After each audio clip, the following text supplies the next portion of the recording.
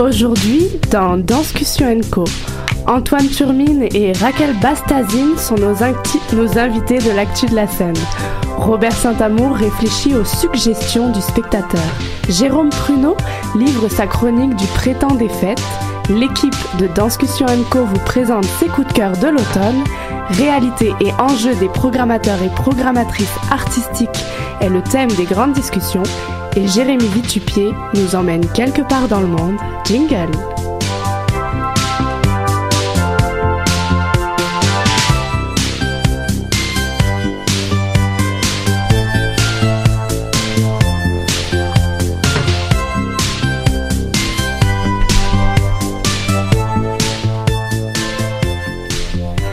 Bonjour à toutes et à tous et bienvenue à Danscussion & Co sur choc.ca. Tous les vendredis midi depuis plusieurs semaines maintenant, Danscussion & Co décrypte pour vous l'actualité des arts de la scène, danse, arts et spectacles, société, culture, politique, musique, tout ça. 9e et dernière émission de la saison 2018 aujourd'hui. Ici Clara, Maude, Alexia et Morena Prats qui nous accompagnent depuis la semaine dernière. Bonjour à toutes les trois. Bonjour. Et bonjour à Jérôme Pruneau et Robert Saint-Amour qui ne sont pas bien loin, prêts à nous livrer leur dernière chronique de l'année, rassurez-vous. Tout de suite, c'est l'actu de la scène, rencontre avec des artistes qui font l'actualité des scènes montréalaises. Avec nous, qui avons-nous aujourd'hui, Maude? Deux rencontres aujourd'hui, deux univers qui semblent assez éloignés et pourtant. Antoine Turmine et Raquel Bastazine sont parmi nous aujourd'hui. Bonjour à tous les deux et merci d'être avec nous. Des beaux sourires de l'autre côté dans les oreilles pour aujourd'hui. Antoine Turmine, tu es interprète issu du milieu des danses traditionnelles et le folklorique et également danseur contemporain. Futur, je mets un point d'interrogation parce que je ne sais pas où tu en es. Maître des arts, diplômé de l'UQAM. Cette semaine, tu fais partie de la quinzaine de tableaux qui plongent le spectateur dans le noir pour faire vivre une expérience sensible de la gigue contemporaine. Gigue in the Dark 2.0 au Théâtre Les Écuries. Bonjour Antoine Turmine. Salut Maude. Raquel Bastazine, tu es chorégraphe, fondatrice de l'école de danse brésilienne Levanta Poeira. Très bien prononcé. Merci. Et professeur de danse brésilienne Pilates et excentrice, notamment de samba, j'avais envie de le dire parce que tout de suite ça chauffe le cœur. Nous te recevons quasiment une semaine après la présentation au Jésus de ta création I Love Quebrada, le portrait d'un Brésil marginal. Et dès la semaine prochaine, les 10 et 12 décembre, et j'avais envie d'inviter tout de suite les auditeurs à se joindre à une classe de dub, danse urbaine brésilienne que tu offres, et une classe de samba. Bonjour Raquel et merci d'être parmi nous. Bonjour, merci. J'avais envie d'une petite piqûre d'histoire et de votre histoire personnelle. Savez-vous à quand remontent les débuts de vos danses respectives et comment vous y avez été initiés chacun de votre bord? Alors je vous verrai avec Raquel. Bon, petite histoire courte. Moi, j'ai commencé à danser professionnellement très tard. Et c'était issu après mon immigration ici. J'aime toujours dire ça parce que je trouve ça assez étonnant et incroyable comment j'ai pu arriver où je suis sans avoir pris jamais, jusqu'à mes 30 ans, jamais un cours de danse de toute ma vie. Et c'est après immigrer au Canada, après avoir eu mon enfant, j'avais vraiment toujours eu cette étincelle dedans. Je voulais être sur scène, je voulais danser, je voulais créer, mais il manquait l'opportunité, il manquait le courage. Et les choses sont passées d'une façon que c'est après mes 30 ans que j'ai décidé commencer à enseigner les danses brésiliennes, ce que je connaissais de façon innée, seulement de mon vécu au Brésil. C'est un pays, c'est une culture où pas tout le monde, mais ceux qui se connectent bien à cette ancestralité africaine, on danse depuis toujours. Et moi, j'étais au bal de carnaval à 4 ans. Alors, c'est vraiment avec ce vécu, avec cette expérience que j'avais dans mon corps, dans mon cœur, dans ma mémoire. Et comme ça, j'ai décidé d'ouvrir les concepts d'école Levanta Poeira, qui est là depuis 11 ans. Et comme chorégraphe, je suis un bébé, vraiment. C'est ma deuxième création. Ma première, c'était à 40 ans. La deuxième, maintenant, à 42. Alors, je commence dans ce chemin de créer un spectacle, de créer un concept, de créer de chorégraphie, d'exprimer tant de choses que j'ai à dire et j'adore ce monde. Et si on remonte, et si on se téléporte au Brésil et qu'on va se flirter avec la danse, est-ce que tu sais, ces danses brésiliennes, pourquoi elles existent et quel sens elles ont dans la communauté brésilienne? Elles ont un sens énorme, vraiment, on parle de quelque chose d'historique. Alors, c'est un pays où on a eu l'esclavage et en fait, l'esclavage social, elle est jusqu'à date au Brésil et ça, c'était justement la thématique de mon show I Love Quebrada. C'est cette situation où la société brésilienne met toujours jusqu'à date la population d'afro-descendants dans une condition de sous-humanité, sont vraiment pris dans une situation de pauvreté, dans les quebradas, que ça veut dire favelas. Et alors, la danse, ça vient des senzalas. Senzalas, c'était vraiment les maisons d'esclaves dans une grande propriété. Il avait comme une espèce d'entrepôt ou d'espace où tous les esclaves habitaient, ça s'appelait senzalas. Et ils étaient issus de différentes nations, différents pays, ils parlaient pas nécessairement la même langue, ils cultivaient pas la même religion ou le même rite, et ils ont dû apprendre à vivre ensemble et à trouver des moyens de maintenir leur culture, leur religion, leurs croyances, et c'est comme ça que la culture brésilienne est née. Mm-hmm. Et aussi à travers beaucoup de violences, parce que beaucoup de femmes africaines étaient violées par les seigneurs blancs. Alors c'est là que le métissage a commencé à se passer, et le mélange des cultures aussi. Mm-hmm. Fait qu'au fil des années, pour que les afro et afro-descendants avaient les droits de pratiquer leur culture, religion. Ils étaient un peu obligés à faire un syncrétisme religieux, par exemple, qu'on voit jusqu'à date, c'est très clair au Brésil, c'est quelque chose de fou. Une fête des saints catholiques, il va être mélangé avec un orisha africain. Et les éléments vont se mélanger, les couleurs, les vêtements, la tradition. Fait qu'on va fêter les deux religions, un peu une pour cacher l'autre, pour qu'eux puissent avoir les droits. Comme le maracatu, c'est une tradition que j'enseigne aussi. C'est un cortège où ils sont habillés en roi et reine de la monarchie portugaise, avec les habits vraiment, la robe, un pouf. C'était vraiment pas une tradition africaine, mais qui sont jusqu'à date habillés comme ça dans un cortège, parce que c'est comme ça qu'ils ont trouvé le moyen de vivre leur tradition et leur culture.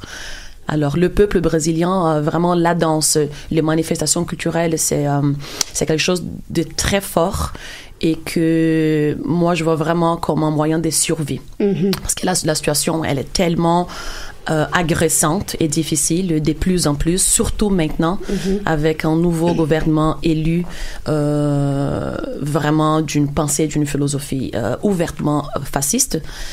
Et qui va donner absolument aucun moyen, aucune chance, ouverture aux minorités ou aux peuples marginalisés, qui sont déjà marginalisés depuis 300 ans. Alors, les Brésiliens, ils vont vraiment aller chercher dans la musique, l'art, la danse, leur petit bonheur de tous les jours. Et on voit ça depuis tout petit, vraiment. Des enfants qui, à 6 ans, qui sont obligés à vendre des bonbons au phare rouge dans les trafics, ils vont avoir une musicalité dans la façon de vendre. Ils vont avoir un mouvement. Et c'est dans tous ces mémoires que je viens m'inspirer dans mes créations. Merci, parce que c'était la piqûre d'histoire et culturelle dont je rêvais d'avoir. Et on va revenir à ta création parce qu'on t'attrape une semaine après la présentation, donc tout le processus a été vécu. On va revenir à cette création, mais je me tourne tout de suite pour avoir l'histoire du côté d'Antoine aussi. Alors, ce qui m'a assez étonnée, c'est que d'habitude, moi, je te catalogue en tant que gigueur contemporain, mais j'ai pris du recul en lisant danse folklorique et danse traditionnelle. Alors, peut-être que c'est plus large, mais j'aimerais t'entendre sur cette histoire et comment toi, petit ou plus vieux, tu es arrivé dans cette discipline.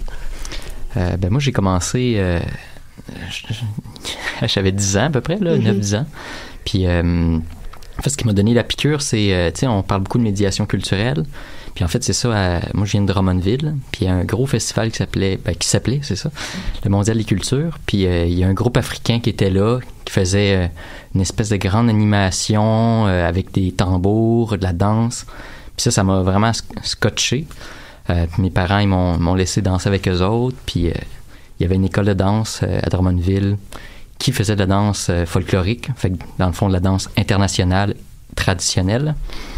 Fait que j'ai commencé à Makina, puis moi, ça a vraiment été tout le côté rythmique des danses, justement, folkloriques. Toutes les danses traditionnelles, ils ont souvent un volet qui est plus axé sur la percussion, mais avec le corps. Puis ça m'a vraiment piqué. Fait que moi, j'ai continué là-dedans. Je me suis spécialisé en gigue, parce que c'est vraiment ça qui me touchait le plus. J'ai la fibre. Puis c'est ça. Puis là, à un moment donné, je me suis beaucoup questionné sur cette pratique-là, parce que entre la tradition puis ce qui est transmis en fait dans les ensembles, c'est quand même deux mondes. Puis moi j'ai touché aux deux. J'ai touché les archives, la documentation, l'histoire de cette pratique-là. Puis je me rendais compte qu'il y avait des codes qui étaient établis par les ensembles, puis il y a des codes en fait qui viennent d'un certain contexte. Puis là je me suis dit c'est intéressant de jouer entre les deux. Puis je me suis comme formé en danse contemporaine en fait pour aller chercher ces outils-là que en tout cas comme œil extérieur par rapport à la danse contemporaine, je trouvais qu'il y avait des outils au niveau de la création pour permettre d'aller chercher une conscientisation des codes, comment les défaire, comment avoir un certain recul. Et ça m'intéresse justement chacun, quelles sont les spécificités autant physiques que rythmiques de chacune de vos pratiques dansées. Est-ce qu'on est capable d'en identifier dans le mouvement, dans le rythme, dans la musique qui vous accompagne? Antoine? Ouais, en gigue, en fait, c'est plus, c'est très, en tout cas, de la manière que je la vois, cette pratique-là, c'est très individuel comme pratique. Fait que, dans le fond, c'est pas vraiment... tu vas toujours giguer de la même manière. C'est plutôt la mélodie, en fait, qui va donner un certain rythme puis une certaine manière de rythmer, en fait, la musique. Puis, au niveau de la tradition, il y a souvent 3 rythmes principaux sur lesquels on va giguer, en fait. Il y a le 4-4, le 2-4, mélangé, le 3-2. On fait un peu de 3-4, qui est comme la valse clog, en fait. Il y a une danse qui se fait là-dessus. Puis il y a les 6-8, en fait, qui est comme une gigue plus sautée. Puis sinon, au niveau du corps, c'est quelque chose de très vertical, beaucoup sur l'axe, parce que la gigue, c'est constamment les transferts de poids, fait que si t'es pas sur ton axe, c'est extrêmement difficile. Puis c'est justement un des codes que tout le mouvement de la gigue contemporaine tente de bifurquer, dans le fond, comment je peux giguer pas sur mon axe, pas dans des conditions qui sont optimales à cette pratique-là, puis qu'est-ce que ça génère. Mm-hmm.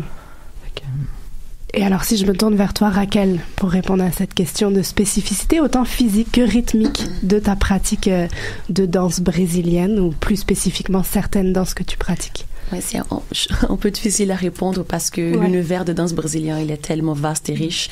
On compte avec plus de 100 danses traditionnelles brésiliennes. Mais si je me penche un peu sur la samba, c'est le principal que je fais ici, peut-être la plus connue.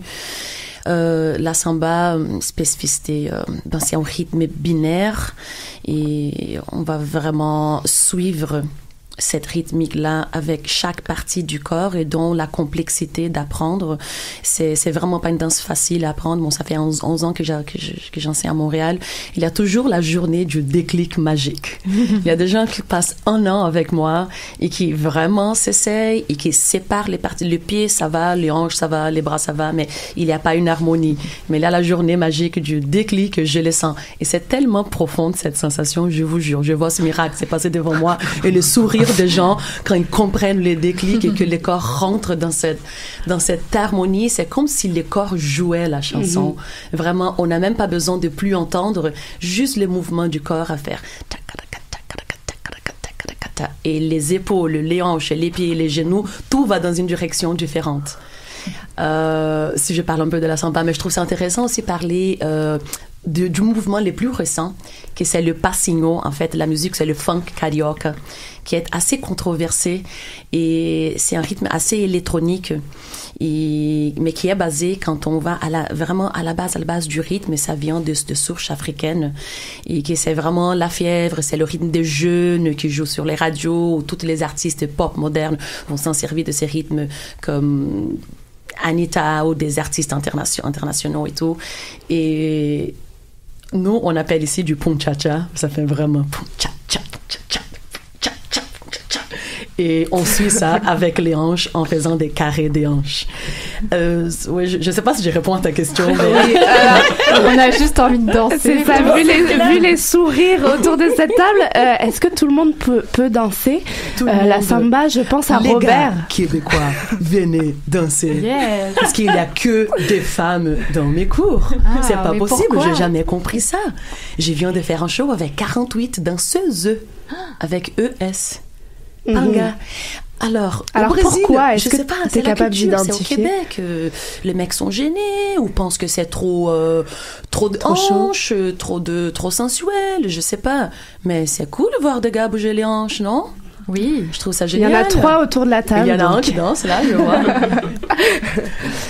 Alors j'ai envie de plonger dans les créations, dans votre actualité. I Love Quebrada et Jig in the Dark. Est-ce qu'on peut avoir un aperçu de ce que vous nous avez fait goûter et ce que vous faites goûter avec Jig in the Dark, qui est en ce moment même au Théâtre aux Écuries? I Love Quebrada, une semaine plus tard. Une semaine plus tard, mais c'est pas grave, on va le refaire. Oui. On va le refaire. C'est 100% dans mes intentions parce que je suis très, très fière du travail que nous avons fait. Moi, avec mes élèves et une équipe aussi des comédiens et mise en scène professionnelle, j'ai eu vraiment de l'appui des gens merveilleux comme Laurence Dauphinet qui a fait la mise en scène, Lígia Borges, Flávia Nascimento, Max Mou dans la dramaturgie et comédien. I Love Quebrada, ça vient vraiment véhiculer, transporter ce message que je parlais tout à l'heure de ce peuple brésilien qui souffre depuis de 300 à 500 ans et qui vit dans un silence qui est sous une couverture d'une société très hypocrite et qui vient de se montrer avec ces dernières élections, qu'on a compris qu'un grand pourcentage, en fait, a pu élire quelqu'un qui représente leur propre valeur, parce que c'est comme ça que je vois. Et le show, il a été créé depuis mon dernier, que c'était un show d'un message féministe qui parlait de violences faites aux femmes, en général, les femmes de tout le monde, mais bien sûr avec un fond histoire brésilienne, historie brésilienne, parce que je fais de la danse brésilienne. Mais avec la situation politique d'aujourd'hui, le show, il est venu vraiment des rencontres, un message très, très important que de plus en plus, il faisait du sens pour moi et j'avais de plus en plus envie de le livrer. Et plus que jamais, je pense que l'année 2019, elle est très importante. Pour les artistes et moi en tant qu'artiste et je me découvre comme chorégraphe, moi l'envie que j'ai, c'est vraiment de prêter complètement ma voix, mon corps, ma danse, mon mouvement à cette cause, à ce message, à faire vivre la voix de ces gens opprimés, marginalisés. J'en ai marre, beaucoup de gens en ont marre et je trouve que c'est une position de privilège d'avoir la chance d'avoir 425 personnes dans un théâtre qui s'assoient pour voir ce que j'ai à dire. Et je vais utiliser ce privilège avec responsabilité et je vais honorer ces gens et peut-être créer une transformation unique, que ce soit dans la conscience des Québécois ou de certains Brésiliens. Beaucoup de Brésiliens qui sont venus nous voir. Alors, I Love Quebrada parle vraiment de la vie des gens, de plusieurs communautés marginalisées. Je parle des femmes domestiques. Est-ce que vous savez que nous avons plus de femmes domestiques et plus que la population complète de la Suisse? C'est vraiment... Le Brésil, c'est une drôle de place. Et moi, j'ai trop envie de dédramatiser, démystifier cette image que nous avons du paradis, des belles femmes, de la samba à moitié poil, du carnaval, 5 jours, des plumes, des paillettes, parce que c'est pas ça. Et les gens doivent connaître un peu plus la vérité. Et la prochaine fois que vous partez au Brésil, mais que les gens puissent partir avec un autre regard, avec des nouvelles lunettes, et qu'on puisse contribuer aussi en tant que touriste, en tant que regard extérieur, à peut-être pas changer les choses, mais juste voir les Brésiliens autrement. Alors, on va chercher toute cette communauté marginalisée. Je parle du génocide noir qui se passe au Brésil en ce moment. À chaque 23 minutes, il y a un jeune noir qui est assassiné au Brésil. À chaque 23 minutes de tous les jours. la situation de maltraitance des femmes domestiques, les enfants, l'enfance volée, c'était un des tableaux de choses, c'est l'enfance volée. Alors des enfants en situation des rues qui sont obligés à travailler pour payer les loyers. On parle de la situation des femmes noires aussi, de l'objectification de la femme noire et des femmes en général. Alors, le show, il a été composé par une pièce de théâtre et danse. Alors, la partie dialogue théâtral, elle vient comme... En fait, juste les chansons racontent l'histoire, mais comme sont en portugais, et je présente à Montréal. Le théâtre, il est venu vraiment comme une traduction, une mise en contexte. Alors, à chaque dialogue présentait une pièce chorégraphique. Le peuple du Nord-Est, c'est la pièce principale. C'est le chouchou de toute l'équipe. Ça s'appelle Chic Chic, une chanson des Tonzais. Une musique magique qui en fait a été faite pour le groupe Corpo. Le Corpo, c'est vraiment un groupe super connu de Belo Horizonte du Brasil. Et où je pense vraiment que j'ai réussi à transmettre l'émotion parce que les gens qui comprenaient même pas la langue ou le contexte, il y avait des gens aux larmes juste à voir cette pièce qui passe. C'est un peuple qui vit une souffrance immense. C'est une région du Brésil qui a une énorme misère et la chorégraphie parle de ça. Pourquoi ils doivent immigrer à São Paulo ou à Rio pour travailler comme femmes domestiques et aller vivre où? Dans une quebrada ou favela ou quartier périphérique pauvre. Alors le show parle de ça, parle de ces réalités. On se téléporte et on découvre tout un autre univers dans le noir. Cette fois-ci, la Gig nous embarque dans le noir avec Gig in the Dark 2.0. Donc, on est dans une deuxième version. Exact. Et Antoine, je t'ouvre là-dessus. Sur le noir? Sur le noir, Gig in the Dark. C'est ça. Gig in the Dark, en fait, c'est la deuxième mouture, en fait. Je pense que dans l'idée de Luc, c'était d'être capable de créer un show qui avait une espèce d'univers, en tout cas un thème général sur lequel on surfait pendant plusieurs années, parce que lui il voyait que en tant qu'artiste souvent tu fais un spectacle, t'en fais un, puis le spectacle évolue un petit peu mais dans ses limites à travers sa diffusion, puis lui il disait tout le travail qu'il y a en arrière il est intéressant, la recherche est intéressante, puis là d'être obligé de l'arrêter jusqu'à une certaine limite, là on s'entend. Pour lui, ça le dérangeait, puis il voulait comme manifester par rapport à ça. Fait qu'il a créé Gig in the Dark. Il a été chercher Yann Jaworski puis Sandrine Martel pour faire la conception, éclairage avec Yann, mais aussi la chorégraphie avec Yann et Sandrine. Puis c'est un show en fait qui travaille beaucoup l'imaginaire du noir, de la pénombre. C'est pas forcément in the dark là. On lit clair-obscur. Ouais, clair-obscur. Expérience visuelle. Exact. Expérience auditive aussi, parce que c'est ça, tu sais, vu que c'est la gigue contemporaine, c'est très dans le sonore. C'est pas forcément dans le rythme. En tout cas, c'est dans le rythme, mais dans toutes ces dimensions là. Fait que des fois on travaille le bruit, des fois on travaille le son qui est plus ponctué, puis des fois c'est juste une question, un rythme qui va nous faire un peu casser, parce que c'est des rythmes qui sont composés souvent. On travaille un peu le 7-8 dans celle-là où on a même des rythmes en 11, mais en tout cas on joue avec des rythmes qui travaillent à l'intérieur. Puis l'espèce de pénombre, ça participe à ça, à un petit dérangement. Il y a rien de...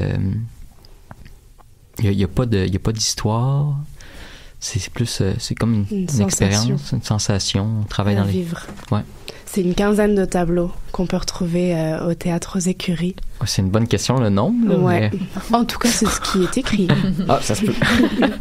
Malheureusement, le temps file et on arrive au terme de l'actu de la scène, mais on est heureux de l'avoir terminé avec vous, cette actu de scène.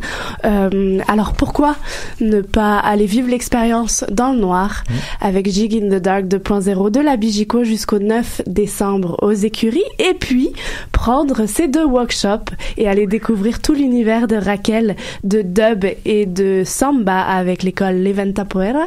Oui, c'est ça. Merci à tous les deux d'avoir été avec nous. Je vous propose une toune qui s'appelle Presque par cœur du groupe Qualité Motel, et on se retrouve après avec Danscussion & Co.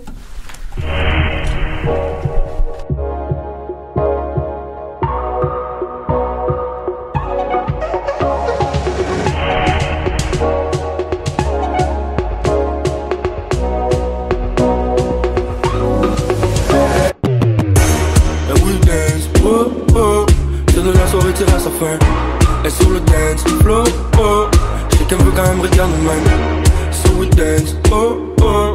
Yeah, on va danser jusqu'au matin. Jusqu'à temps qu'on s'en rappelle à peine. Puis c'est pour love for the night. À la fin de la soirée, yeah, j'suis laid back. C'est trop lime dans mon verre de gin. Elle m'attend pour un payback. Tout est flou, faut qu'on m'illumine. Les yeux dans le vide, le pied sur la lune. L'alcool dans le sang, le dos sur le mur. Faut qu'on roule à 100, parte à l'aventure. Yeah, we roll. Fin de la soirée, même j'suis laid back. Sur mon retour, sur mon way back. Vas-y, sit back sur ma ZZ. On va rider même si c'est wet. Remonte dans le plateau S. Le wish je fait pour le taux d'ivresse. Un petit bisou pour la politesse. La vie c'est pas juste des jolies fesses. We dance, oh oh. C'est de la soirée tire à sa fin. Et sur le dance floor, oh. J'sais qu'elle veut quand même regarder même. So we dance, oh oh. Yeah, on va danser jusqu'au matin. Jusqu'à temps qu'on s'en rappelle à peine. Puis c'est pour love for the night. On me dit que tout ça parle, c'est souvent le cœur. Son amour est puissant, je déclenche le détonateur. Et elle me regarde avec ses deux yeux dévastateurs. Garde les mains à côté d'elle, je la donne amateur. Mettre du respect sur son nom, everyday. Y'a plus on est ensemble, on comme mieux c'est. Bisous sur l'oreille, je touche son piercing. Bisous dans le cou, j'ôte son jersey. Tous ces moments sont des souvenirs. Si les fourmis ont les pattes, c'est pour se soutenir. Elle est tellement étincelante, je l'ai pas vu venir. La face good, mais j'ai déjà vu pire. La face good, son regard est doux, mes yeux fugitifs, je vais partir mais où? Le cœur sur la main sur le cou, tant qu'on fait le fou sur le dance floor. Yeah. Dis-moi what we're here for.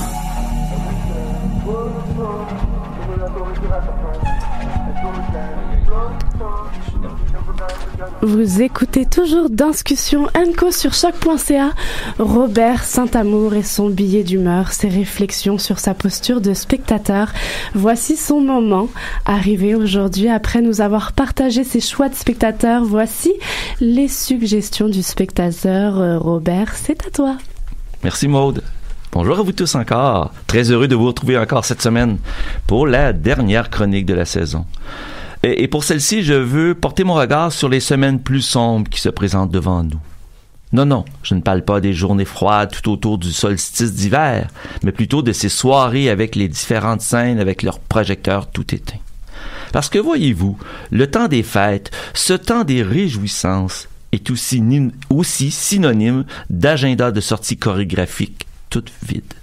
Il y aura bien les dernières propositions des principaux lieux de diffusion en ce début de mois de décembre, dont les propositions de la gang de l'UQAM en danse, de celle de l'École de danse contemporaine de Montréal et quelques autres dans les maisons de la culture, dont la toute dernière, la possibilité d'une tragédie à la Maison de la culture du Plateau Mont-Royal le 20 décembre. Après cette date, plus rien. Nada. Un grand trou noir. Sinon, les grands ballets avec leur casse-noisette, et ça jusqu'à la fin décembre seulement. Donc, si, comme moi, vos prochaines semaines sont toutes remplies de vide, j'ai quelques suggestions pour vous. Non pas que je veuille vous détourner de vos rencontres familiales ou de celles entre amis du temps des fêtes. Loin de moi l'idée de vous proposer de vous mettre en boule et laisser autant la chance de poursuivre son cours jusqu'au début de la prochaine saison. Mais comme pour votre alimentation, je suis d'avis que votre vie doit avoir sa dose culturelle pour qu'elle soit riche et équilibrée. C'est là que j'arrive avec cette chronique. Je vous propose des alternatives pour agrémenter ces journées à venir. D'abord, supposons qu'il fasse très froid. Nous sommes en hiver, dans l'hémisphère nord, après tout, et que les effluves des dernières consommations tardent à se dissiper. Vous pourriez vouloir rester sur votre divan. Pas de problème. J'ai 2 propositions de lecture pour vous. La première, Une ville qui danse, d'Alina Potolska. Sur fond de ville, la nôtre, Montréal, et de lieu qui se construit, notre Wilder, 3 femmes de 3 générations, Juliette, Florence et Lorraine, prennent possession de notre attention. De ce roman qui mêle la fiction avec le réalisme, cette incursion dans la vie de ces femmes et de leur entourage, nous en suivons les pas sans réaliser que le temps passe. Il est difficile de se rendre au Wilder avec le même regard. Autre suggestion de livre, Obscène, d'Enora Rivière. Récit fictif, mais tellement réaliste des vies d'interprètes en danse. Une lecture pour tout amateur de danse pour plonger en dedans de la tête des interprètes. Avec une écriture qui garde alerte par ses quelques dérives et qui demande de ne pas perdre le pas. Mais il n'y a pas que la lecture pour combler ce vide. Installé devant votre écran de télé ou d'ordinateur, vous pourriez voir ou revoir les toujours actuels Sur son cheval de feu avec Louise Le Cavalier ou Body Remix les variations Goldberg de la compagnie Marie Chouinard. Vous pourriez aussi, comme moi, réécouter Pina, le magnifique film de Wim Wenders, même sans le 3D, c'est toujours beau. Autre suggestion? Pas de problème. Cet automne, vous n'avez pas eu le temps d'écouter tous les épisodes de Danscussion & Co? Pas de problème, il suffit d'une courte recherche sur le web pour les découvrir ou les redécouvrir. Des heures d'écoute qui vous feront oublier la neige et le froidard. Une petite dernière. OK? Faites comme moi et faites imprimer le discours de Mélanie Demers lors de la plus récente remise des prix de la danse. Dans son allocution, elle intègre le titre de plus de 50 œuvres, 53 pour être plus précis. Seul ou en groupe, vous pourrez jouer à trouver les créateurs et déterminer si vous les avez déjà vus, ces œuvres. Des heures de plaisir. Merci Mélanie. De mon côté, je me mettrai aussi à préparer mon agenda de sortie pour les prochains mois, avec les programmations de nos diffuseurs et faire le casse-tête du spectateur. Mais je m'arrête là. Bon temps des fêtes à tous et bonne prochaine année de danse. Merci, cher Robert, pour ces formidables suggestions. Et sans transition, c'est l'heure du balado de Jérémy Vitupier qui, quand il n'est pas sur scène avec le Cirque Éloise, jongle avec les mots. On écoute son dernier balado de l'année et quoi de mieux pour clore que ce titre, Rappelle-toi la vie. Dis-moi, tu t'en souviens ? Il y a 1 an, jour pour jour, j'étais à Wellington, en Nouvelle-Zélande. Je passe sur les paysages à couper le souffle et les gens parmi les plus accueillants du monde pour vous parler d'un musée que j'ai visité et de l'impact que l'une des expositions a eu sur moi. Je vous parlais d'art la semaine dernière. En effet, j'ai traversé cette exposition dans le musée national Te Papa Tongarewa. Et en fait, c'est plutôt elle qui m'a traversé, et de manière assez brutale. Elle présentait, notamment avec des reconstitutions de soldats de plus de 3 mètres de haut, l'implication de la Nouvelle-Zélande dans la Première Guerre mondiale à Gallipoli. Quelques minutes après, dans la cafétéria du musée, j'ai écrit ce texte. Servir pour son pays. Je ne saisis pas vraiment l'idée. Je comprends que ça ait pu être un honneur à une certaine époque, quand on ne savait pas, quand tout était fait de propagande diverses et variées. Servait-on alors vraiment son pays, ou les intérêts d'une poignée de gens bien placés comme on le fait aujourd'hui ? Si on devait vraiment s'engager dans une cause, servir pour la vie devrait être la chose la plus importante pour laquelle servir. Je parle ici de la vie sous toutes ses formes et son maintien dans des conditions où on ne l'appellerait pas survie. C'est le principe de base, il me semble, des religions. L'amour et donc la vie. La simplicité de la vie et la protection de ceux qui sont dans le besoin et donc pour qui la vie est en danger. Tout ça, c'était bien sûr avant que certains s'accaparent les religions et en fassent un moyen de s'octroyer du pouvoir. On ne devrait pas vénérer des dieux ou des entités virtuelles, sachant que tout autour de nous, il y a quelque chose de bien réel et qu'on oublie quotidiennement de contempler. Notre planète et la vie qu'elle produit. Ne devrions-nous pas plus nous occuper à vivre et à protéger la vie plutôt que de consommer pour oublier ? Je pense que notre spiritualité devrait être toute tournée vers la nature, la terre et le monde vivant. On devrait redévelopper notre empathie et notre compassion. Pourquoi servir un pays pour 2 tondus et un pelé quand on peut servir la vie en refusant de combattre ? À chaque fois que je regarde en arrière, je me sens tellement dégoûté, écœuré, impuissant, en rage. Et je veux crier pourquoi et surtout pourquoi ça continue. Et je me sens encore plus furieux d'avoir la plupart des réponses et de ne rien pouvoir y faire. Aujourd'hui encore, des innocents, des enfants tombent sous les balles. Et ce n'est pas grave. Parce que de l'autre côté du monde, c'est bientôt Noël. Et même si la terreur frappe parfois derrière nos murs, on continue d'ouvrir nos cases pour du chocolat et de fermer nos portes à ceux qui survivent. Voilà ce que j'ai écrit il y a 1 an. C'est certainement pas aussi simple, même si on aimerait que ça le soit. Et voilà ce que je te dis aujourd'hui pour conclure cette première poussée de balado depuis quelque part dans le monde. Souviens-toi de la vie sous toutes ses formes. Et n'oublie pas de la respecter comme tu te respectes ou comme tu aimerais qu'on te respecte. On se recroise certainement très bientôt. Ciao.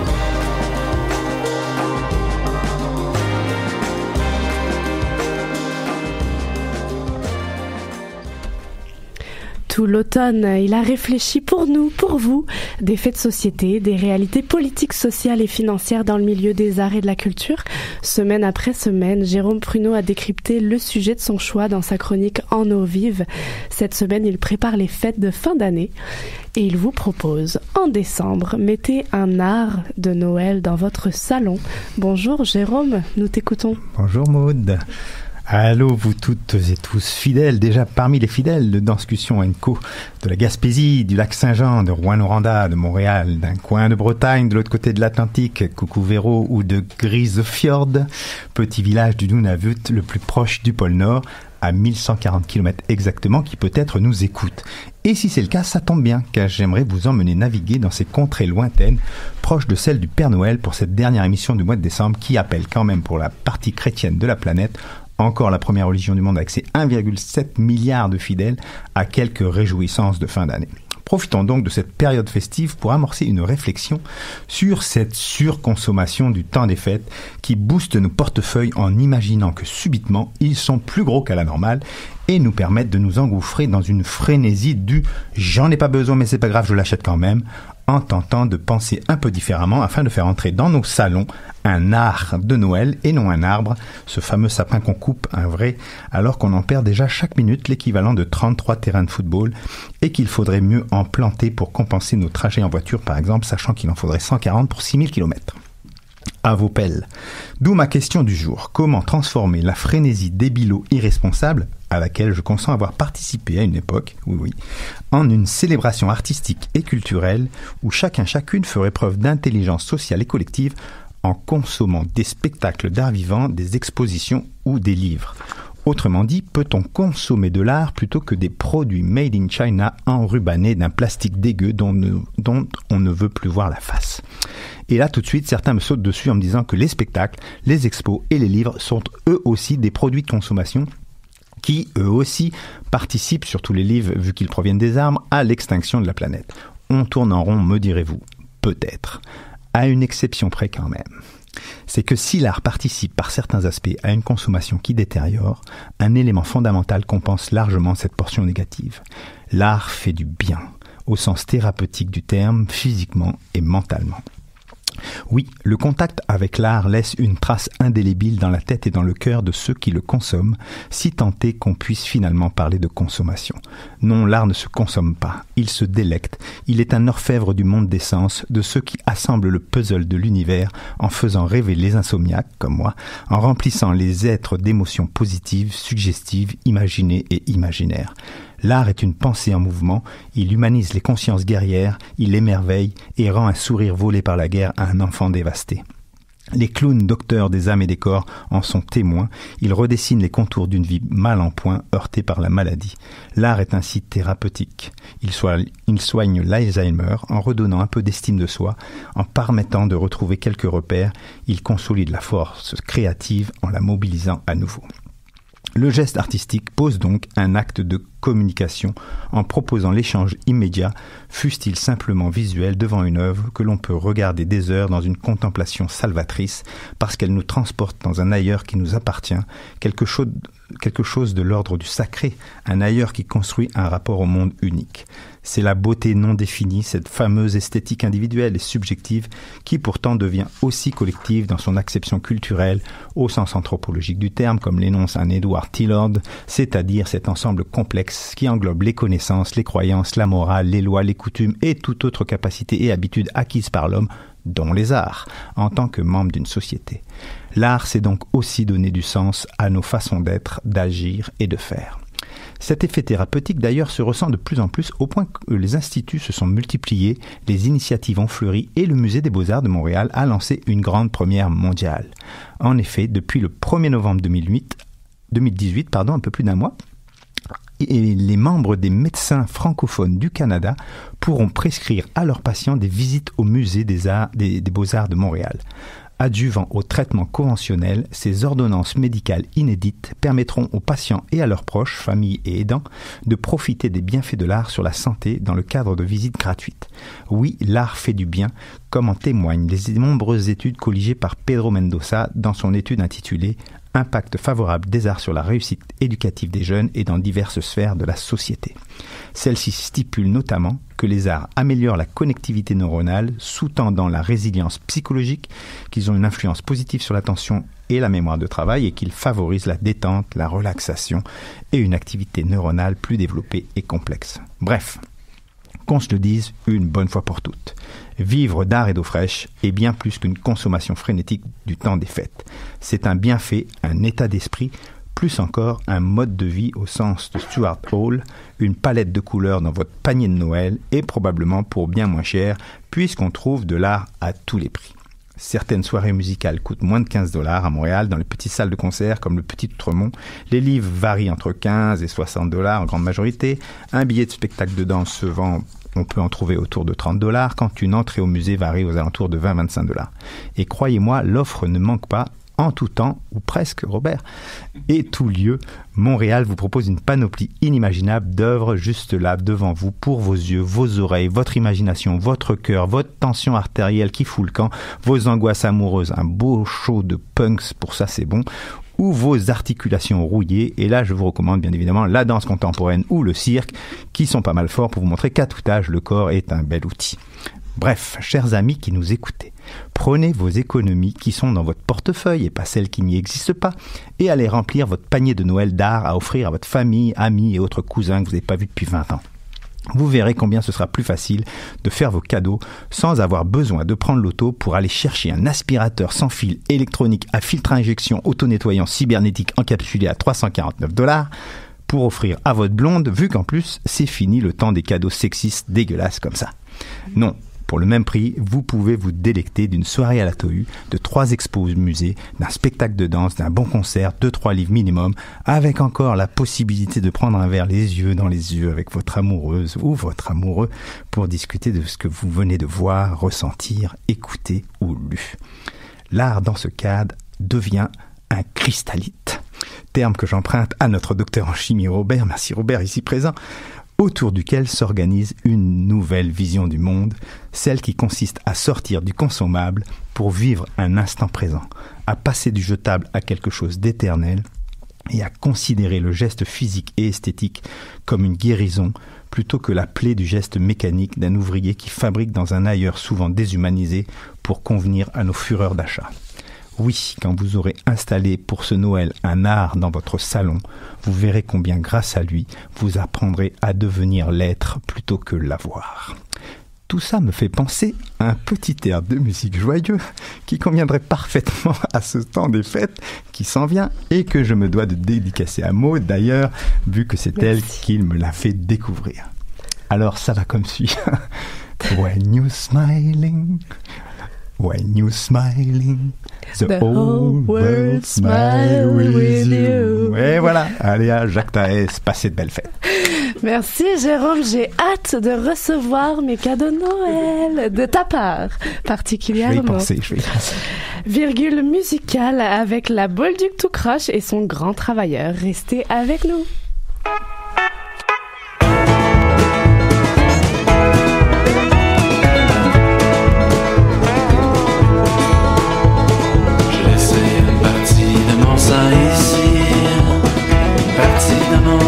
J'ai laissé. Ils m'ont pas gardé mon idole malgré tout le temps et tous les efforts. J'ai laissé une partie de mon sang ici. Jamais plus je travaillerai pour quelqu'un d'autre.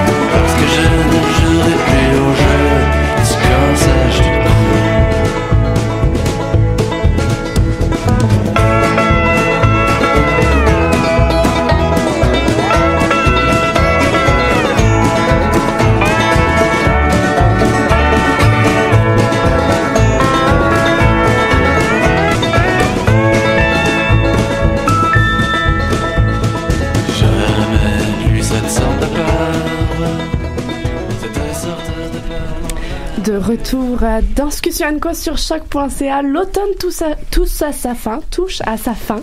Alors pourquoi ne pas se lancer dans une rétrospective et le revivre au travers des coups de cœur artistiques de chacun de nos chroniqueurs et animateurs. Et j'ai envie d'ouvrir le bal avec Robert Saint-Amour.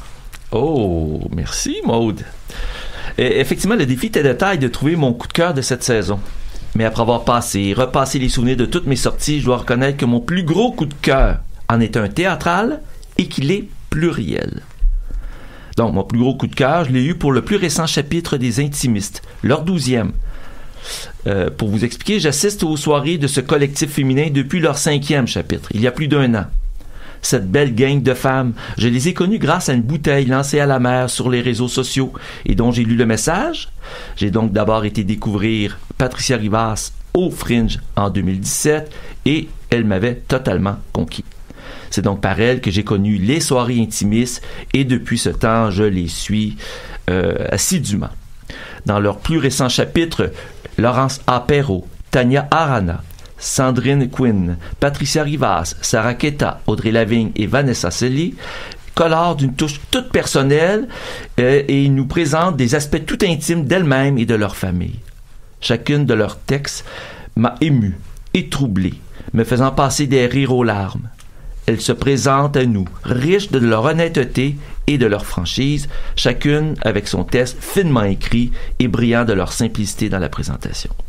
Je vais à la rencontre depuis le chapitre 5 avec toujours autant de plaisir. Mais cette fois, l'effet a été d'un écran plus élevé. Et comme, en plus, ma blonde a adoré chacun des textes sur un pied d'égalité, ce coup de cœur partagé par elle, je voulais vous le partager. Pour ceux et celles qui sont intéressés, chapitre 13, 22 février prochain. Merci Robert. Et je me tourne vers Jérôme Pruneau. Allô Maude, moi je vais être désobéissant. J'en ai 2 coups de cœur, j'ai pas pu faire autrement. Alors j'en ai un, c'est Je pensais que tu faisais un coup de gueule. T'aurais voulu ça, hein? Ben oui.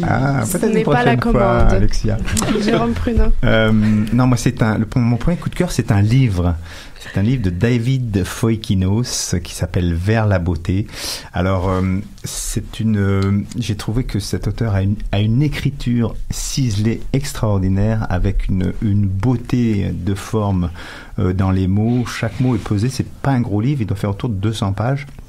Mais il y a une sensibilité vraiment profonde, peu de personnages qui ont tous une complexité directement au fait avec l'histoire et qui nous transportent dans des méandres d'un drame finalement physique et psychologique que l'auteur arrive à incarner en tant qu'homme alors que c'est un drame de femme.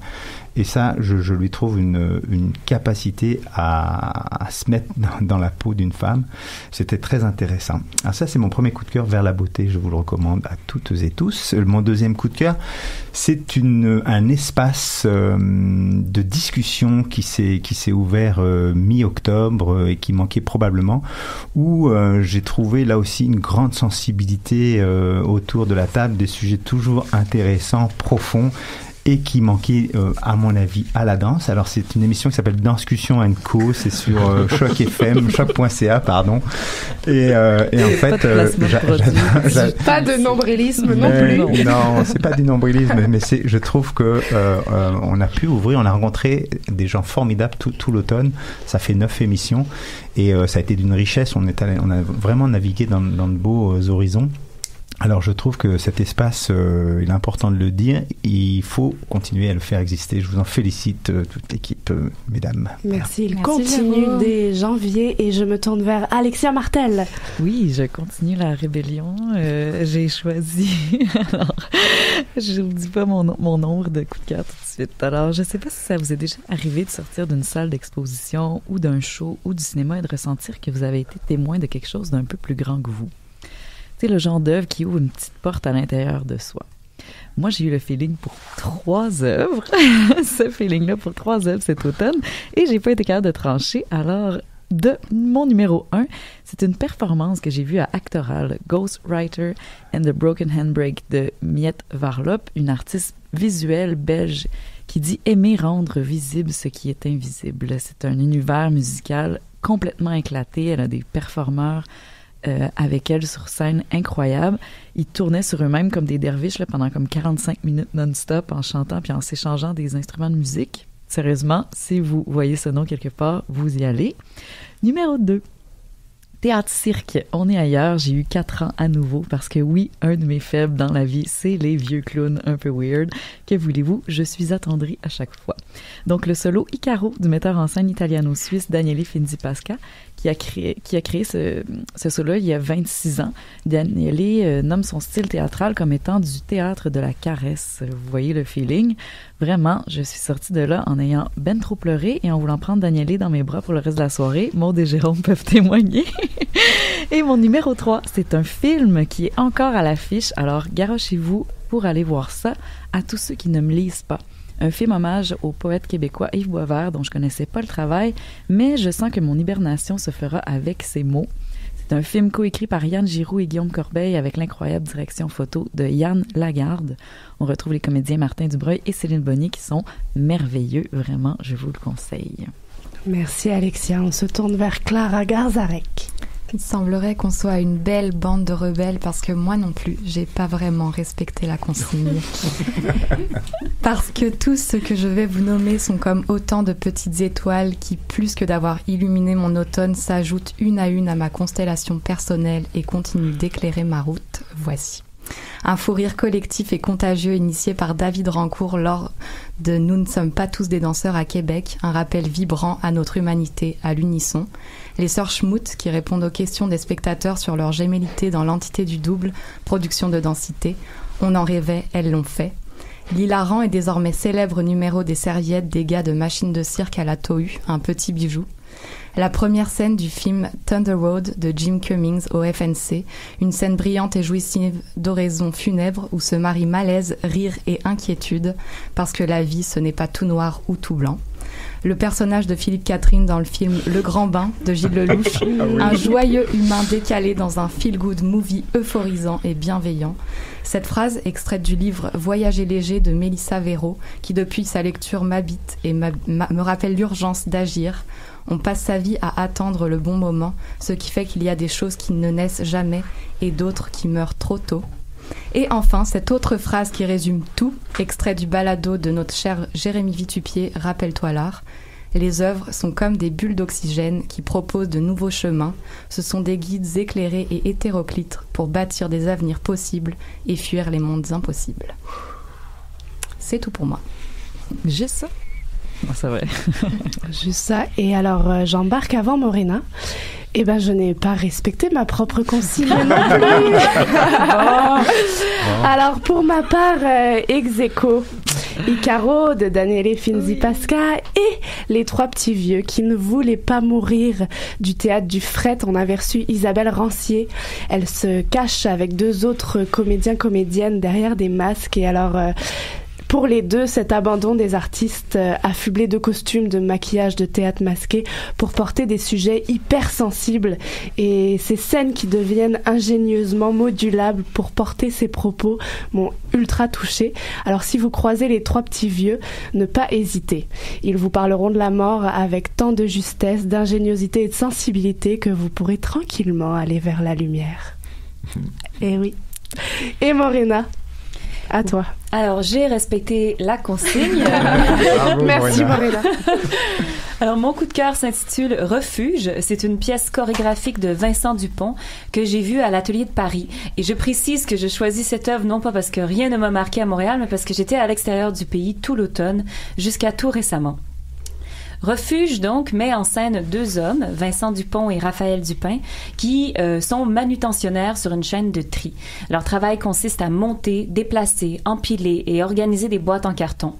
La peau blanchie avec du maquillage, les contours des yeux noirs, les lèvres foncées, les vêtements noirs, les danseurs rappellent des personnages des films du début du siècle dernier, quelque part entre un expressionnisme sobre et les temps modernes de Chaplin. Le refuge, le titre de la pièce, je le rappelle, c'est la danse qui extrait du quotidien et déroge à la routine. Dans ce spectacle, la danse jaillit des maladresses. Une boîte tombe, un geste malhabile oblige à réorganiser l'ensemble de l'enchaînement de mouvements. mouvement, et ainsi naît la danse. C'est donc au sein du cadre et jamais très loin autour que se déploie le refuge, le mouvement. Mais contrairement à ce qu'on pourrait penser, Vincent Dupont ne nous convie pas à une révolution qui fait exploser le carcan routinier de cette chaîne, mais bien plutôt à de petites, mais multiples circonvolutions qui permettent à la longue d'estomper et faire déborder les contours du cadre. Le refuge, la danse, c'est comme une réserve de potentiel partout. Donc, outre les qualités chorégraphiques et sonores de l'œuvre, dont je n'aurai malheureusement pas le temps de parler parce que le son est extrêmement central dans son travail à Vincent Dupont, outre ces qualités, donc, l'une des raisons pour lesquelles j'ai choisi de parler de cette œuvre et non d'une autre, c'est parce que cet artiste est majeur dans le paysage français.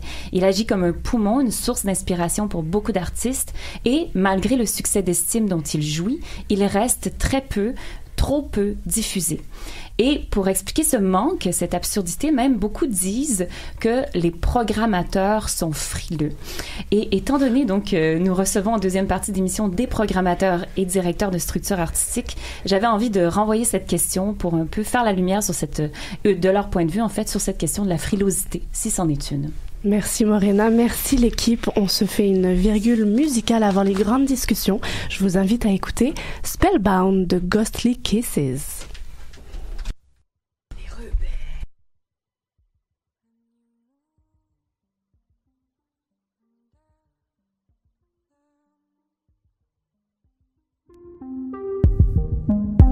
I can feel you slipping through the tender lies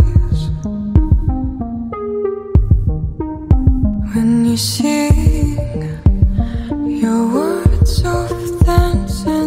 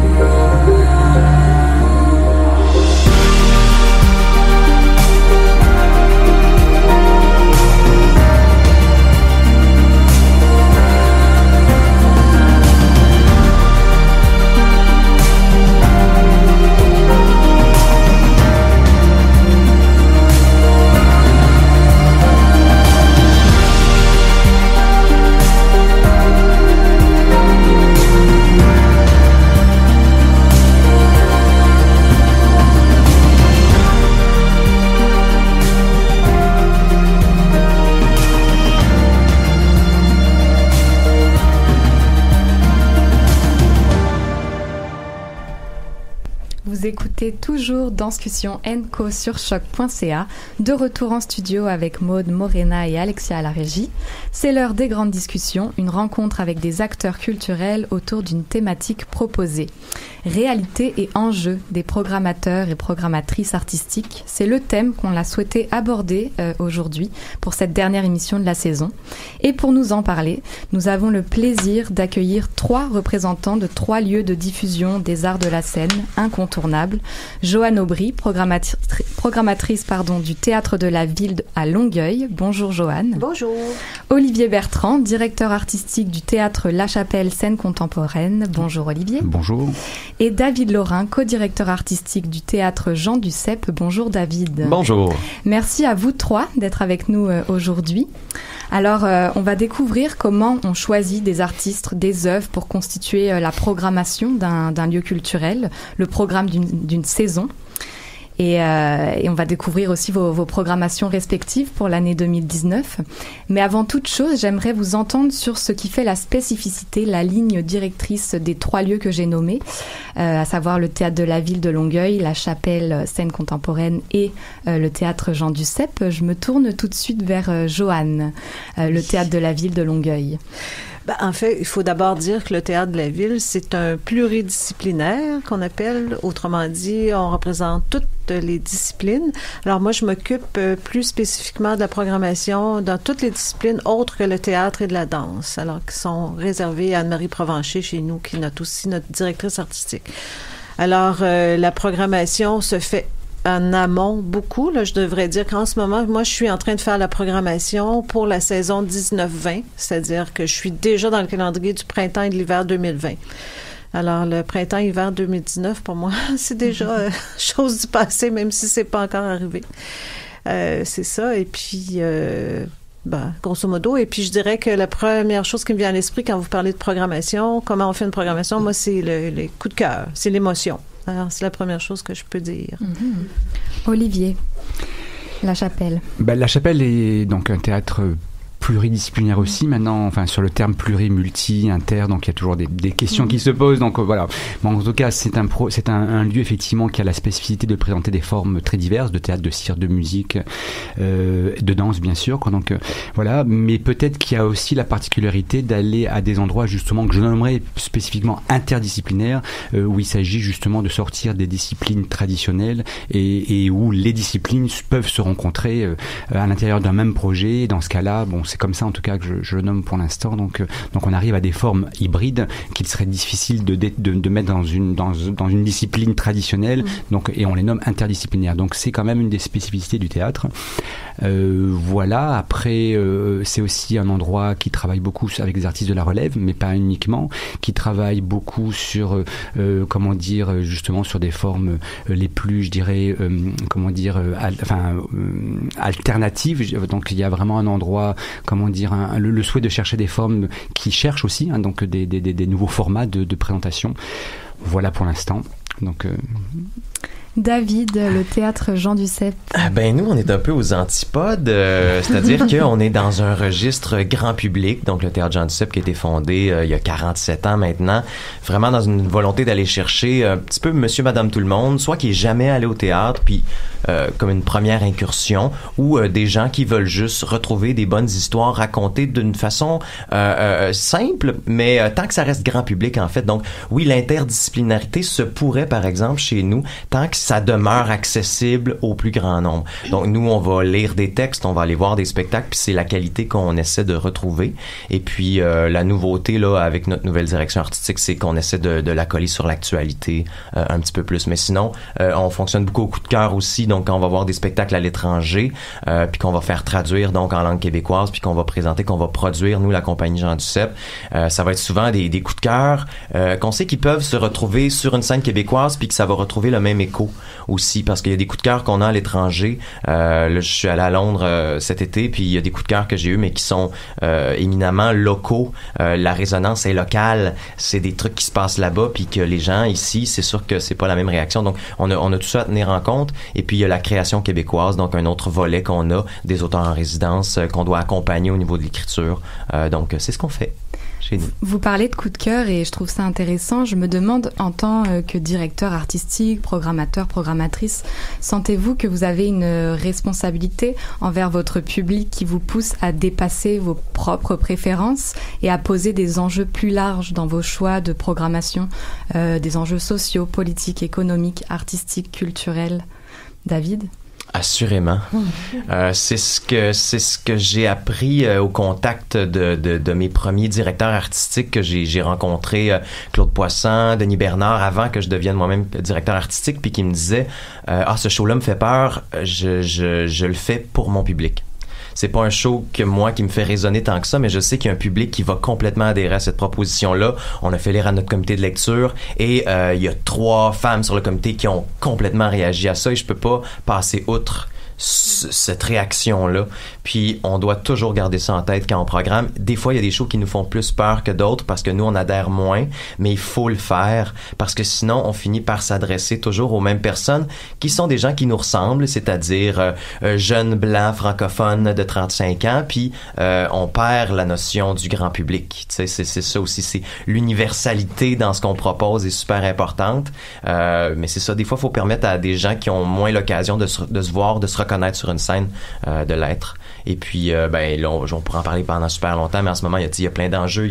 On est arrivé en plein cœur de équité, diversité. Donc, on est là-dedans, là, dans toutes nos décisions artistiques. Ça fait partie intégrante d'un processus de sélection, là, autant d'un texte que d'une équipe de création, par exemple. Mm-hmm. Ouais. Et pour vous, Joanne? Moi, tout à fait. Quand je disais coup de cœur, dans le sens, effectivement, on présente pas que nos coups de cœur, parce que, puis on présente pas juste notre coup de cœur, parce qu'on en aurait beaucoup trop, premièrement, mais en fait, moi, il faut surtout que je sois capable de porter le spectacle vers le public, même si moi, j'y adhère pas complètement, mais il faut quand même que j'y trouve une qualité artistique, c'est sûr et certain, au départ.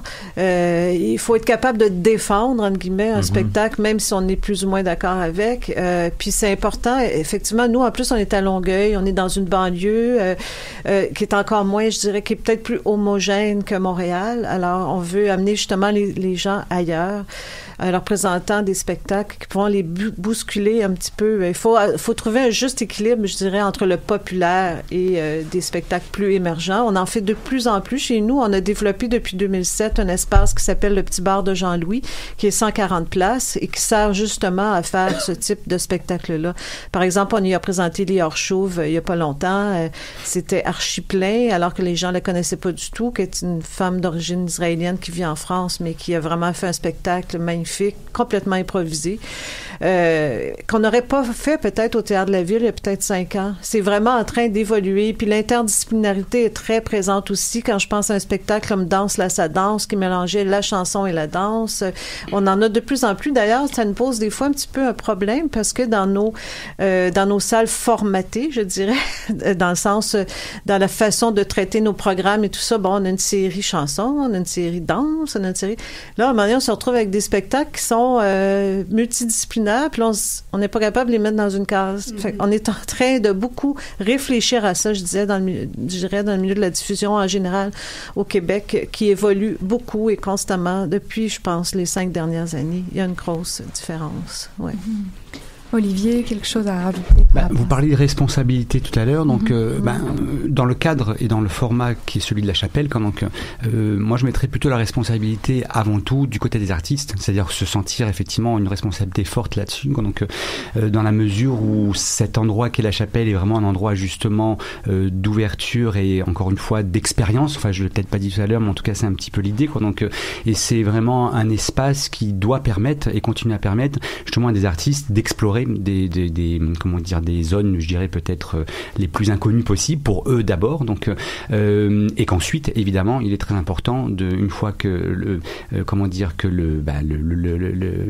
les projets se mettent en place, de travailler et ce que nous faisons, donc à mettre tout en œuvre pour que les projets rencontrent le public. Et il y a tout un travail aussi bien sûr envers le public qui se met en place, mais c'est sûr que là où je suis en tout cas, je me sens plus responsable d'abord à faire en sorte que la chapelle soit un lieu accueillant et je dirais ouvert donc à cette diversité artistique que nous avons à Montréal et ailleurs. Donc, mais bon, parlons de Montréal. Voilà, donc c'est plutôt dans ce sens-là que je parlerai de responsabilité. Quoi, donc, Et justement, donc on en parle, mais sans vraiment nommer, mais la question de la médiation culturelle, qui est un enjeu de plus en plus important, en tout cas on en parle de plus en plus. J'aimerais savoir quelle place prend la médiation dans votre structure pour laquelle vous travaillez, et puis qu'est-ce que vous mettez en œuvre, en tout cas, où est-ce que vous en êtes à ce niveau-là, et puis comment vous travaillez la médiation? Peut-être David? Ben, nous, on a des discussions beaucoup avec le public, en fait, en marge des pièces. Comme là, en ce moment, on présente une pièce qui s'appelle Consentement, qui va commencer la semaine prochaine. Et une pièce qui aborde la notion de consentement. C'est sûr qu'il faut que ça vienne avec une notion de dialogue avec le public. Il faut permettre aux gens de s'exprimer. En début de saison, c'était Oslo. Donc, on parle du conflit israélo-palestinien. Et ça a un potentiel assez explosif comme sujet. Il fallait absolument aborder une médiation culturelle que ce soit. Donc, on a fait une discussion qui a attiré 300-400 personnes qui sont venues un soir où on a ouvert avec des intervenants politiques de part et d'autre. Puis, il faut toujours faire très attention de pas avoir l'air d'être plus d'un côté que de l'autre. Et il faut permettre aux gens de s'exprimer. Des gens qui avaient vu la pièce, qui avaient une volonté d'en dire plus, de faire valoir leur point de vue. Faut leur permettre de le faire dans un contexte où tu présentes une pièce qui a un potentiel explosif. Consentement, ça va être la même chose. Donc hier, on avait une discussion. On a eu aussi, on avait un panel, on avait un avocat, on avait une psychologue. Ça permet aux gens de juste venir chercher des compléments. Et aussi en marge de la pièce, une fois que la pièce est terminée, qui peut créer un choc, on a un organisme qui est là dans le hall d'entrée présent. Donc si on sait les statistiques sont alarmantes, le nombre de femmes qui disent avoir été victimes d'agressions sexuelles d'une façon ou d'une autre, je pense que c'est 1 sur 6 ou tu sais. Donc on le sait que sur un bassin de 800 personnes qui vont voir le show ce soir-là, on va susciter des réactions. Il faut être capable de récupérer un petit peu ces gens-là à la sortie. Donc c'est le genre de truc qu'on met en place chez nous.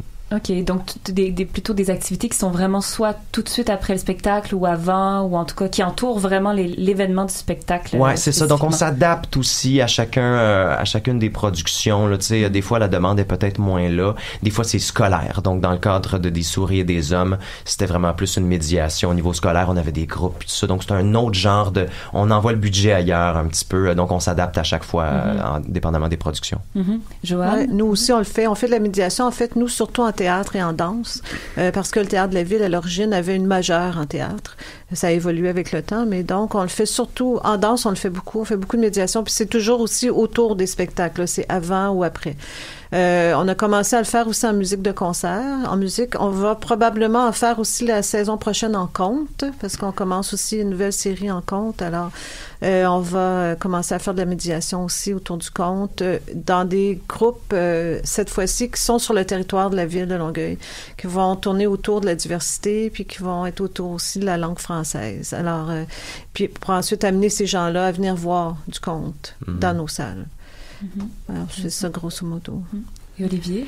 La question du développement public, je pense qu'elle est importante pour nous tous, donc, et puis évidemment dans des contextes qui après appartient à chacun. Donc là, c'est sûr qu'à la Chapelle, depuis bien longtemps, tout ce qui est, je dirais, assez traditionnel sur cette question-là de rencontre avec les artistes donc, et avec le public, donc ça se fait bien sûr régulièrement, quoi, donc de leurs relations scolaires aussi. Quoi, donc là, depuis peu, donc depuis l'année dernière, on essaie de développer quelques axes un peu différents. Quoi, donc peut-être parler quand même, puisque nous sommes ici aussi d'un rendez-vous qui va avoir lieu pour la 3e année, entre autres à la Chapelle, mais qui s'appelle Print, puis qui est lié aussi avec donc l'UQAM, donc parce que c'est dans le cadre d'un enseignement donc tenu par Marie-Christine Lesage, donc que le rendez-vous se fait régulièrement à la Chapelle et qui permet effectivement de mettre en relation le cursus universitaire avec le cursus, je dirais, plus professionnel des arts, quoi. Donc et donc les rencontres se font en partie donc à la Chapelle une fois par trimestre, mais surtout là ce que j'aimerais comment dire, mettre un peu en avant, c'est vraiment parce que c'est tout nouveau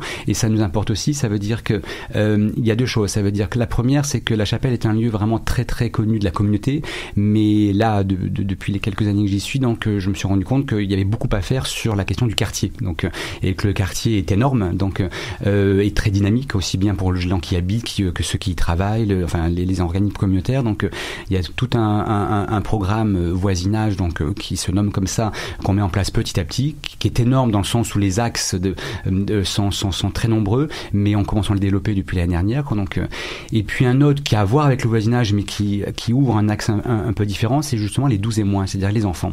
Parce qu'on a malgré tout tendance à amener les enfants vers des projets qui leur sont plutôt adressés. Donc, et par expérience, je vois qu'il y a quand même à la chapelle, qui peut avoir des fois des propositions un peu, je dirais, assez, comment dire, pas accessible pour tout le monde, donc, mais quand même de nombreux projets peuvent être aussi, je pense, visibles par des 12 et moins.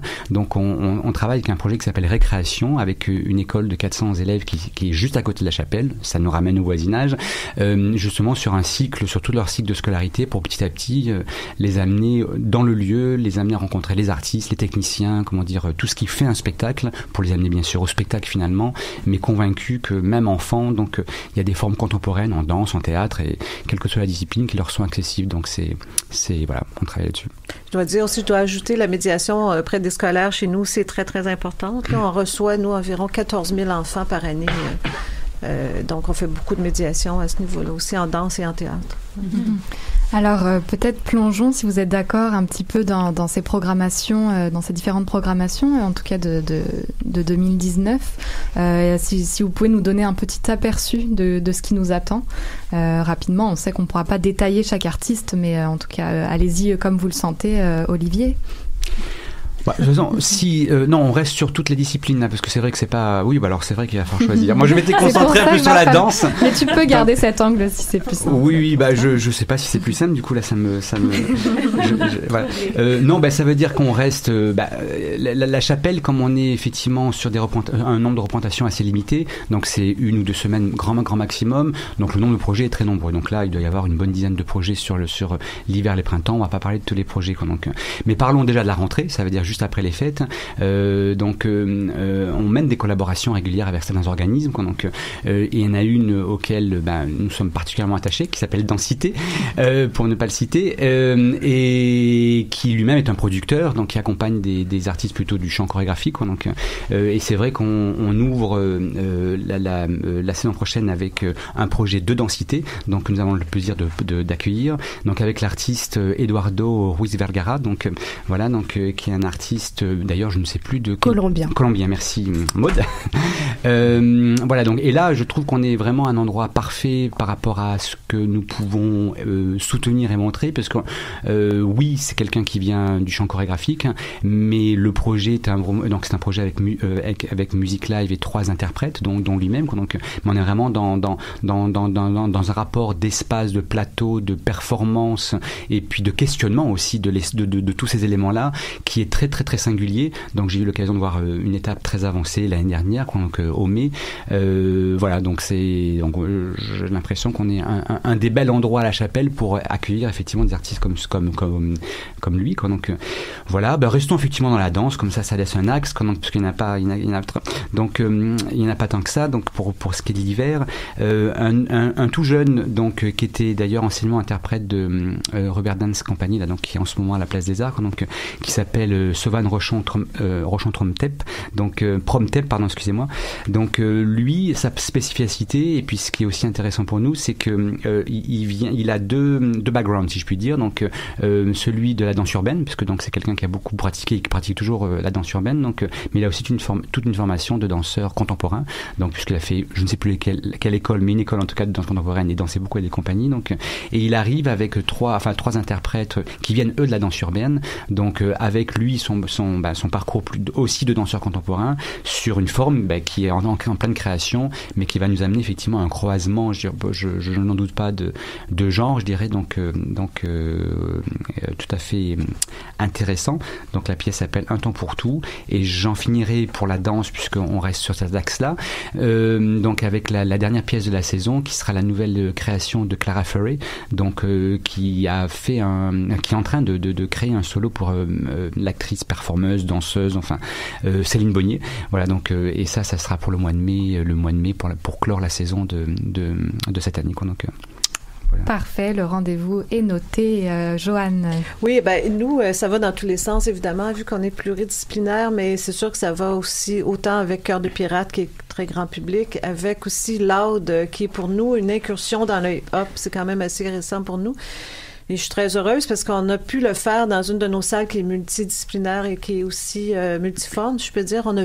C'est une salle qui va être où les gens vont être debout. Donc, il va y avoir 600 personnes. Ça s'est vendu en l'espace de 2 semaines. Alors, moi, j'étais vraiment impressionnée. Je me suis dit, il y a des adeptes du hip-hop à Longueuil. Voilà.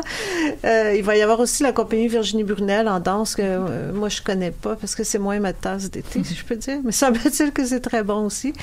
On va faire aussi La Renarde sur les traces de Pauline Julien, qui est un spectacle exceptionnel de jeunes femmes comme Inès Talby qui ont monté un spectacle autour des chansons de Pauline Julien et que j'avais vu au Franco l'année passée, je veux dire, qui m'avait complètement ébloui. Nous, on le présente et je suis très heureuse parce qu'il y a beaucoup de jeunes qui ont acheté des billets pour cette piste. On le présente dans notre grande salle de 880 places et c'est presque complet.